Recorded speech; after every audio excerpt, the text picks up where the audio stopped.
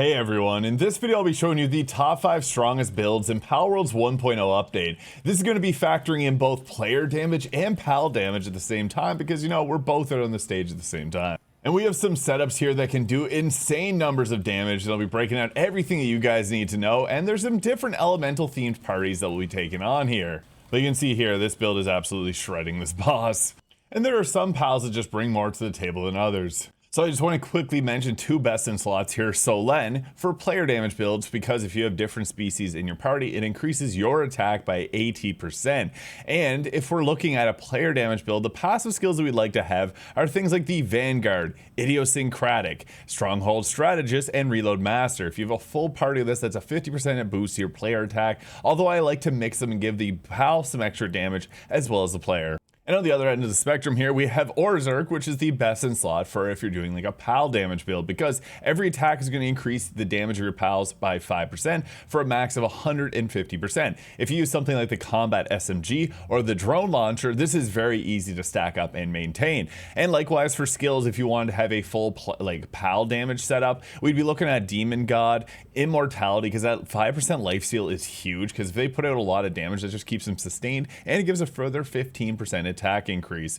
The twin-edged Holy Blade here will give a 50% attack boost as well, but you lose 30% defense, and the Muscle Head will give a 30% attack boost with reduction to the work speed. However, you can swap out one of these here, either Muscle Head or twin-edged Holy Blade, for Serenity, which will increase the amount of time, or decrease the time needed to get their skills back by 30%, which is actually a huge boost to their DPS because that lets them use their moves faster. So you can alternatively run with like Serenity, Immortality, Demon God, and Muscle Head here. And another quick honorable mention for builds is La Pure, which is added 1.0, which reduces the player skill cooldown for every other part for the other party pals by 50%. This is really good on certain setups, which I'll break down in this video. Now for our 5th place team here, ice style builds are very powerful because dragons are some of the most powerful in the game, so having a strong counter to them as well as some interesting mechanics here is really cool. Now Frost Stallion, obviously the GOAT here, you can apply change your attack type to ice and inflict freeze 6, which will also further boost up your attack by 40%. This is a lot higher than some of the other flying mounts in the game, which typically only give you like a 20% boost,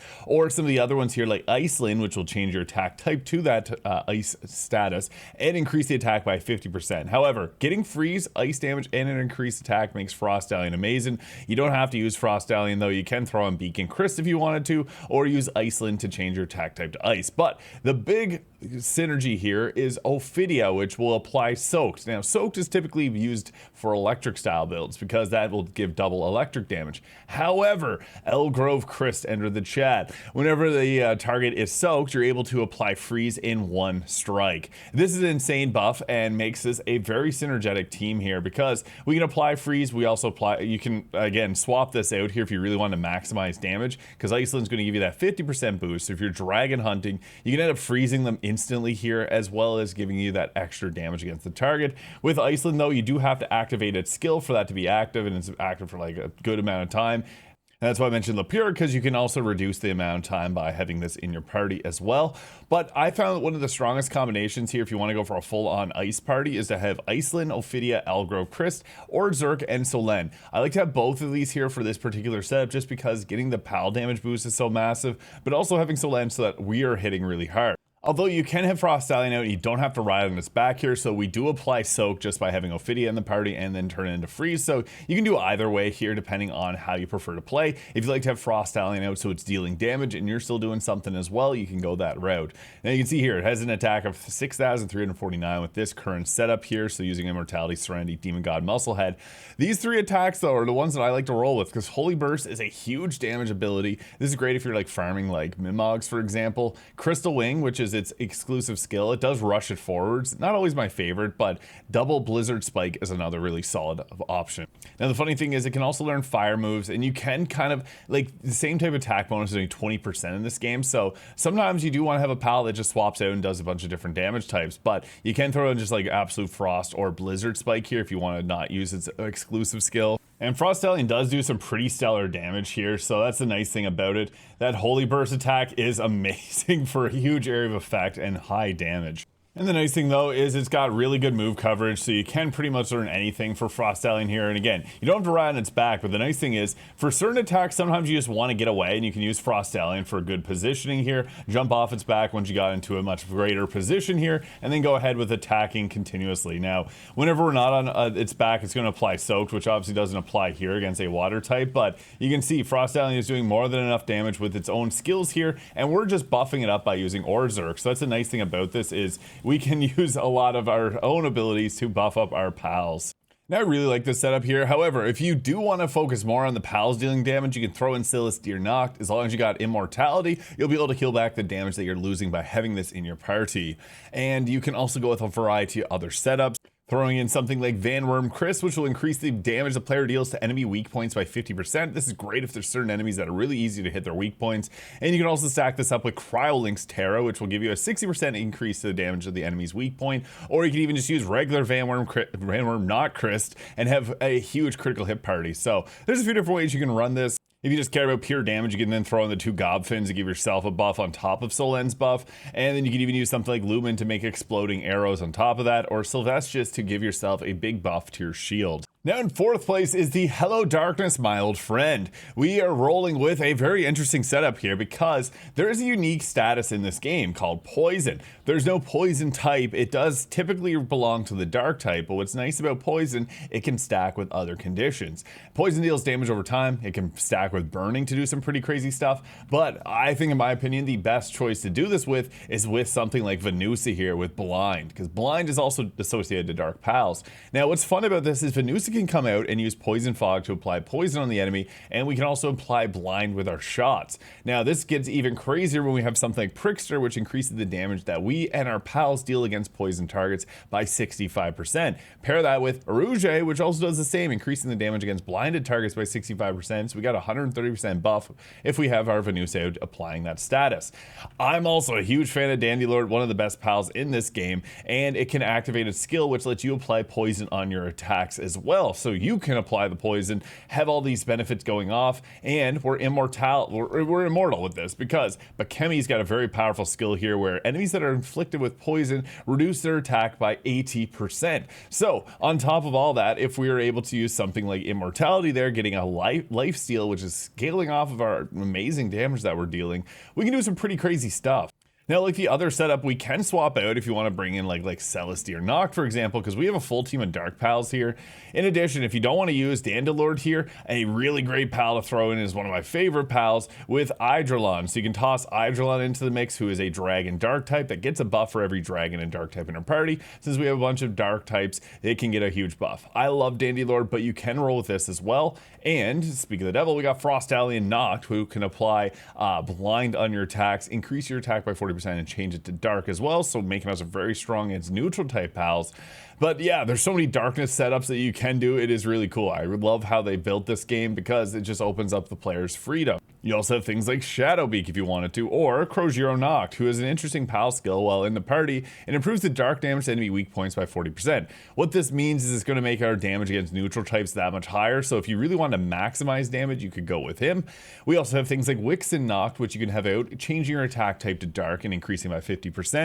Hell Zephyr for a pretty early on version of this, but I like to roll with this setup here, though if you find that you're not you don't want to roll with something like Blind doesn't last as long, so you can swap out Rouge for Celesteer Noct, that 80% increase in attack over to 65, especially when you got Blind, you're gonna basically have Immortality giving you your health back constantly, can be very powerful. So we can throw Venusa out here, who is going to apply poison onto our attacks, or it's going to apply poison itself, and then we can also apply the blind so that it is getting a buff. And the best part about this is Venusa is going to be pretty much immortal, because with its abilities here, it's going to deal a ton of damage and keep scaling up its damage. And I don't have Orzhok out, but that is another one that you can throw into the mix, because Orzhok gives you that 75% damage buff.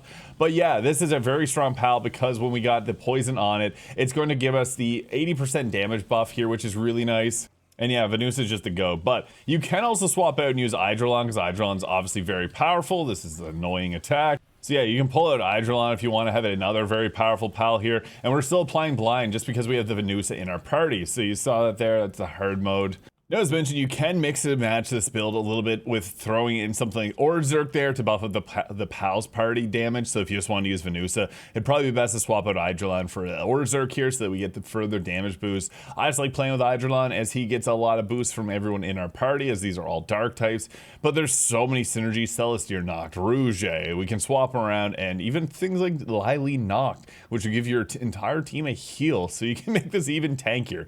This is the most defensive setup in the game. It is not the strongest in my opinion, but it is very, very good. Now our third place build here is fire damage focus. Now, Noclim Ignis, one of the strongest pals in this game because of the Iron Guardian mode. Whenever you use this, it's going to increase its attack by 210% and defense by 210%. And this lasts for quite some time because what's good about this is you can swap out, and this is my other Noclim, but if you put other attacks onto it, this will count for it because again, same type of attack bonus is doing 20%, so you can use Noclim on other setups. But for a full fire damage focus team, oddly enough, it's best to throw in these two grass pals. Now, the reason being, Ivy covered, the status here makes it so that pals that aren't like grass type are going to take twice as much damage. It basically makes them a grass type at that point, and yeah, that's a huge boost of damage to our fire type damage. So Ivy covered also slows them down, but will make it so that our fire damage does twice as much damage, and we can further stack that up with just regular needle, which will increase the damage dealt to Ivy covered pals by 65%.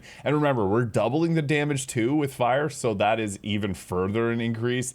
And we can also, if we really want to min-max this and throw Noclim Ignis to like the sky, like he's absolutely a beast with this setup, Orzhok will give us that 150% damage, and Celestia Noct gives us an 80% damage. So we're getting 80%, 150%, 65% damage boost, doubling the damage, and then Noclim himself can increase his damage by an insane amount. But that's not all, folks. We have other setups if you like to go a different way, because you can do player damage with Ragnarok, increasing our damage by 20%, change into fire. Same thing with our boy Chilled Ignis, the second fastest swimmer in the game, and also Wixen, which will change your attack type to fire and increase it by 50%.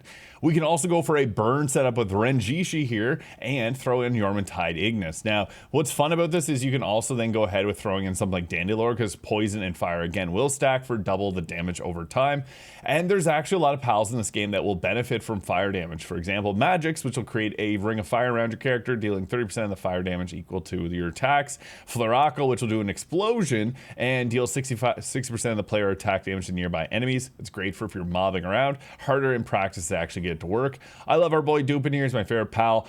Whenever your health goes below 50, he does a little attack, which will give firepower 200 attack and 777 burn buildup, and you'll also get a 50% attack boost from this, but he doesn't really fit onto this build. If you're to do a fire themed build and really wanted to lean into like the burn aspect, it'd probably be something like this, and then throw in Solen here, so you get a pretty solid setup there. You can also swap this out for like Lumen, because arrows on these are actually really strong. But if we're going for more of the pal damage focus version, which I think ends up being the strongest choice, it would be to go with a setup like this, because again, we're getting massive boosts. So if you add up all the boosts to our attack that we're getting from our pals, that is equaling 505% of an increase, and that is encountering the ability here on Noclim Ignis for the 210%, so 505% increase.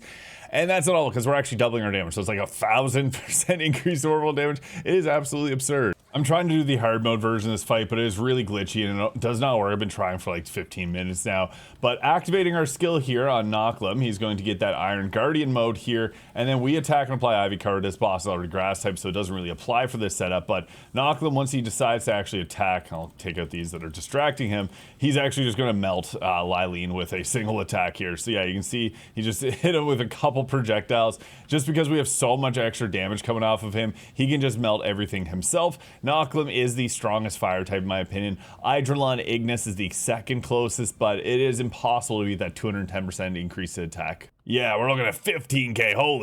Yeah, he's a Giga Chat, alright. He's got some pretty crazy attacks. So yeah, that's the nice thing about Noclim is that he just scales so insanely well, and it makes for a very powerful pal setup. So yeah, with this particular setup, you can counter everything because we're turning everything into grass type. If I really wanted min-max, I would have thrown like Solen and Renjishi in there to apply the burn. Actually, probably Renjishi and Yormantide Ignis to replace these two, but this works against anything in the game because we're going to Ivy cover them and burn them to the ground with Noclim.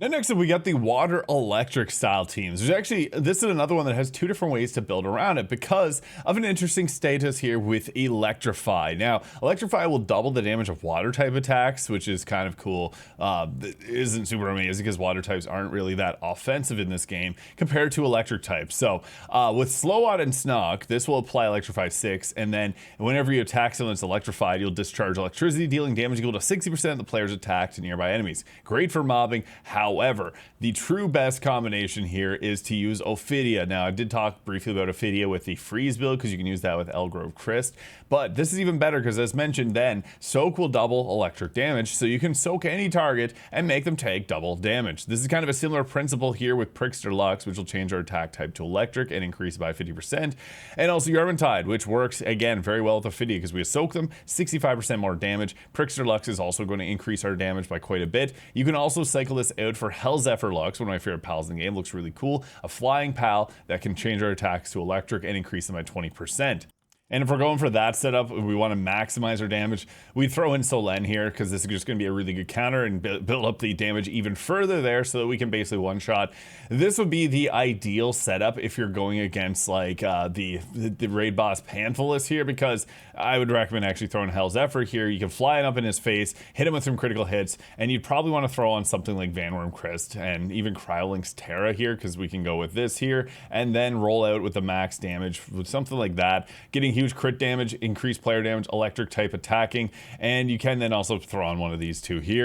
But the reason that I have this above water is because there's two kind of setups here and they go hand in hand with each other. So we can do the electrify into water attacks here, which is another setup with Neptilius here, who's the strongest water type, fastest swimmer in the game, very strong pal, and it's going to follow up your player attacks with water sphere strikes, which are really nice. Go with Snox, so we apply the electrify, do the damage and area of effect, and Celestir and Solen for buffing. If you want to buff up our pal there to the highest heights, you can throw an Orzerk and then roll with it like this. Now the reason I'm putting this here is just because electrify and the water type builds counter a lot of stuff in this game. Water being the only counter to fire, which has the most offensive power being strong against ice and grass types, which are less common, and electrify also being good against water types, so it's Ouroboros eating itself.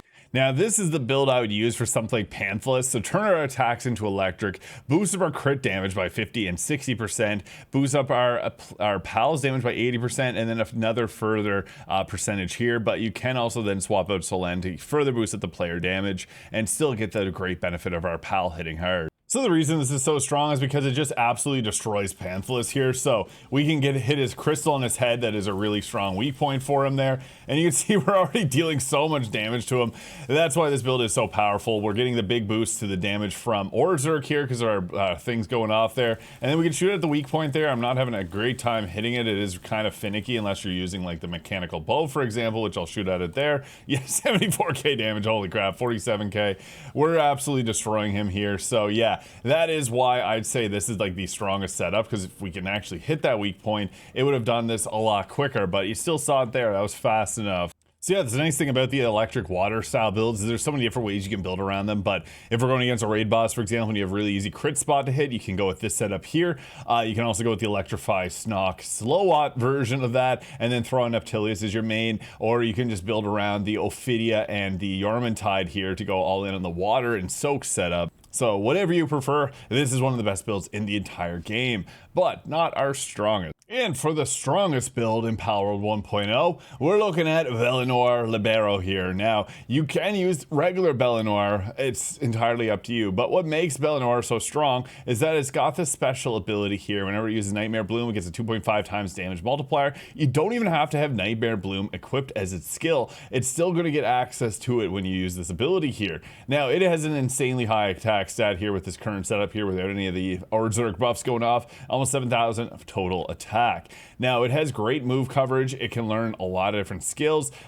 It gets further boosted with a lot of pals, so we can throw in something like Hootkrates or Demon Eye, which will boost the attack of dark pals by 30%. La Pure here, which will reduce the partner skill cooldown by 50%. That's what we wanted here, so that we can spam its ability and continually keep doing insane amounts of damage. And I would recommend going full nuke with Bellanoir Libero here, so throwing in Orzerk for that 150% damage boost and the 80% attack boost here. We're hitting really hard, and we're able to do so really quickly. And you want to have the batons depending on what type of moves you are selecting here for Bellanoir. But if you're looking for like the strongest, in my opinion, it's weirdly enough, Circle Vine, Sand Twister, Apocalypse. This will shred through any large boss pretty much immediately because they hit multiple times. And with her insane damage buffs, she's just unstoppable. The cool thing too is this plays nice with other setups. Like you can throw Venus in the party to apply Blind and Rouge for that additional damage against blind targets, which does impact Bellanoir Libero. You can also go ahead with like the poison setup and use something like the Prickster for the increased damage. You can even build around fire damage and have Needle knocked in your party with the regular old Needle. You can also do the electric style setup. Bellanoir can do it all. It's actually pretty absurd. And we're going against the hard modes in Astrolum here, and it's already just absolutely destroying this boss. Now, I like to recall it here for this time. You can see its attacks are still trying to go off there. And yeah, Bellanoir Libero is just a very powerful pal in general because her attacks with those multi-hits and even just using her Nightmare Stare here, I'll power that up and let her use that, which will probably be more than enough to finish it off. So again, from the start here, we got the raid boss variant of it. So the thing is, Bellanoir's special attacks here, you can see there, I don't even have to do anything. You can literally go grab yourself a coffee, let Bellanoir deal with it herself. And with Immortality, she's just unstoppable here where she just does not take damage. And you can see it there, we're just absolutely nuking this boss with no effort from the player needed at all. We're going against this special attack here. I'll just get her to use the Nightmare Stare so I don't get blown up and she'll blast away with that. And there it is. So yeah, a very powerful setup here, and that's why I'd have to say that is the strongest setup in Palworld's 1.0 update. But always experimenting and trying out new builds. Let me know your favorite in the comments. Hit the subscribe button below if you enjoyed this video, and I hope you guys all have an incredible day. We'll catch you in the next one.